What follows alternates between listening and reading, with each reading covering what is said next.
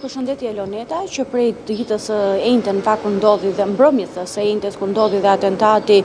që la të plagosur 4 persona, që parimisht dyshohet nga ana e policisë janë 4 persona të papajshëm, duke qenë se kanë përjashtuar mundësinë që objektiv të ketë qenë pikërisht automjeti që u godit me breshëri plumbash. Në fakt policia dhe prokuroria e kryeqytetit nuk kanë ende një person të dyshuar apo emrin e një autori të dyshuar të kësaj ngjarje. E ndryshe nga të dhënat që kanë siguruar të paktën deri më tani nëse ka të bëjë me ngatrim objektivi apo jo, kjo është pjesa kryesore në fakt që grupi hetimor ka përqendruar hetimet, kanë shtuar pistat e hetimeve në lidhje me konflikte të mundshme që mund të kenë edhe prindërit e personave që mbeten të lënduar, e konkretisht dy prej tyre që janë fëmijë të mitur dhe 2 vëllezër, por që nga ana tjetër për të identifikuar dhe për të çuar deri në një gabim të mundshëm që autorët, pra atentatorët e kësaj ngjarje kaq të rëndë, të mund të kenë gabuar në ndonjë moment dhe provat që mund të kenë lënë ngjarje të jenë efikase, mund të themi, për grupin hetimor që të çojnë deri në identifikimin e tyre, janë përqendruar tashmë kryesisht në zbardhjen dhe zbulimin e kamerave të sigurisë përgjatë gjithë zonës ku ndodhi kjo ngjarje, pra në zonën e Lundrës, por jo vetëm, edhe për të parë më pas ku janë larguar autorët, pasi në zonën e Mulletit dogjën dhe motorin e përdorur në krim. Sipas burimeve të sigurta nga grupi hetimor, është konfirmuar se nga kthyrja e kamerave të sigurisë është bërë një imtësi e pamjeve të kamerave të sigurisë për grupin hetimor, ka rezultuar se kryesisht gjatë 2 ditëve të fundit motori i përdorur në këtë ngjarje në fakt në Lundër që la dhe 4 persona të plagosur, njëri prej cilëve në fakt që ishte edhe 11 vjeçari i plagosur në gjendje më të rëndë, kanë lëvizur përgjatë zonës edhe ditë të tjera para atentatit. Pra sipas të dhënave që grupi hetimor ka siguruar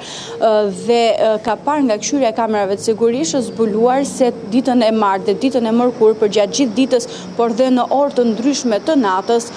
është parë të lëvizi përgjatë kësaj zone, çka ka ngritur dyshimet e grupit hetimor që objektivi që dyshohet jetë po ashtu edhe ngatrimi i objektivit në këtë atentat të jetë mbajtur në vazhdim edhe ditë më herët. Rrezja e kamerave të sigurisë, pra edhe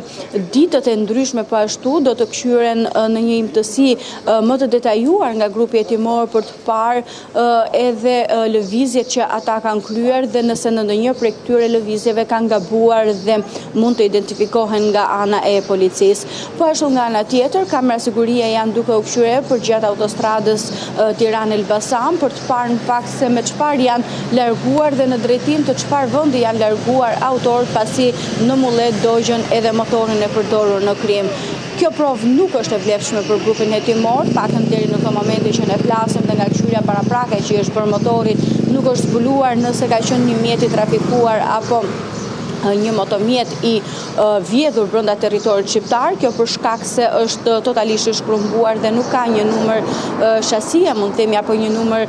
identifikimi për të zbuluar se ku mund të jetë vjedhur apo se ku mund të jetë gjetur ky motomjet. Po ashtu nga ana tjetër janë duke u verifikuar edhe ndonjë konflikt i mundshëm i familjarëve të personave që mbeten të lënduar. Si pjesë kryesore, hetuesit kanë atë të ngatrimit të objektivit dhe hakmarrjes për shkak se ka dyshime që objektivi kësaj ngjarje të ketë qenë në bashkëshortja e Eroan Brahimit, një person ky mjaft i njohur për botën e krimit dhe ekzekutuar vitin e kaluar në Greqi, në Athinë në maj të 2024, por që një orë para këtij atentati, pra mbrëmjen e së njëjtës, në Lezhë i ekzekutuan me breshëri plumbash babain Gjovalin Prindi. Edhe për këtë ngjarje policia nuk ka një bashkim të dosjeve, në fakt mund të themi, apo të dyja ngjarjeve, duke qenë se edhe policia e Tiranës është ende në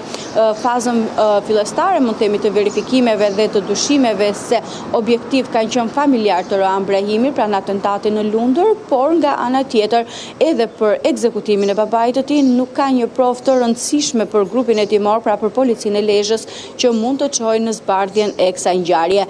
Ajo që është ngatruar ditën e ngjarjes në Lundër kishte të bënte me faktin e automjetit, dyshimet kryesore në fakt që ka ngritur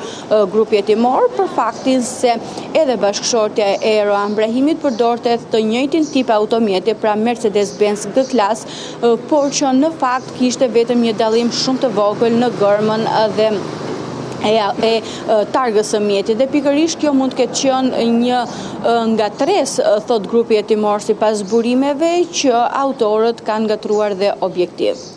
Faleminderit Xhencila për detajet që përcolle lidhur me këtë ngjarje të rëndë dhe shumë shqetësuese sa i takon sigurisë në vend.